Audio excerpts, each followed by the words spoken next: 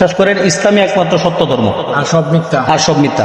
তাহলে আপনি আমার সাথে সাথে বলেন, লা ইলাহা লা ইলাহা ইল্লাল্লাহু ইল্লাল্লাহু মুহাম্মাদুর মুহাম্মাদুর রাসূলুল্লাহ। রাসূলুল্লাহ। আল্লাহ ছাড়া আল্লাহ ছাড়া আর কোনো মাবুদ নাই মাবুদ নাই, এবং এবং হযরত মুহাম্মদ মুস্তাফা হযরত মুহাম্মদ মুস্তাফা সাল্লাল্লাহু সাল্লাল্লাহু আলাইহি ওয়াসাল্লাম আলাইহি সাল্লাম আল্লাহ তাআলার তাআলার প্রেরিত রাসূল। প্রেরিত রাসূল। আশহাদু আল্লাহ আশহাদু আল্লা ইলাহা ইলাহা ইল্লাল্লাহু ইল্লাল্লাহু ওয়া আশহাদু আন্না ওয়া আশহাদু আন্না মুহাম্মাদান মুহাম্মাদান আবদুহু ওয়া রাসূলুহু। ওয়া রাসূলুহু। আমি সাক্ষ্য দিতেছি যে আমি সাক্ষ্য দিতেছি যে আল্লাহ তাআলা ব্যতীত আল্লাহ তাআলা ব্যতীত ইবাদতের উপযুক্ত ইবাদতের উপযুক্ত আর কোনো মালিক নাই, আর কোনো মালিক নাই, আর কোনো মাবুদ নাই, আর কোনো মাবুদ আর নাই, কোনো প্রভু নাই, আর কোনো প্রভু আর কোনো ইলাহ নাই। আর কোনো ইলাহ নাই। এবং আমি আরো সাক্ষ্য দিতেছি যে এবং আমি আরো সাক্ষ্য দিতেছি যে হযরত মুহাম্মদ মুস্তাফা হযরত মুহাম্মদ মুস্তাফা সাল্লাল্লাহু সাল্লাল্লাহু আলাইহি ওয়াসাল্লাম আলাইহি সাল্লাম আল্লাহ তাআলার আল্লাহ তাআলা বান্দা ও রাসূল। বান্দা ও রাসূল। হে আল্লাহ,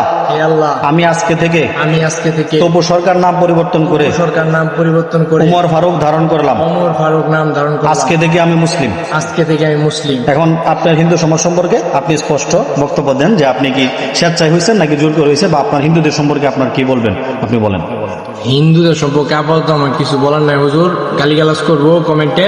আচ্ছা, যদি তারা নসিবে হেদায়েত থাকে ইনশাআল্লাহ তারা হেদায়েত পাবো। আমার তো কেউ দাওয়াত দেয় নাই, কোনো হুজুর তো বুঝায় নাই। আপনার মা, আপনার ভাই, হালুয়াঘাট আপনার যাদের আছে তাদেরকে আপনি স্পষ্ট ঘোষণা দিচ্ছেন যে আপনি মুসলিম।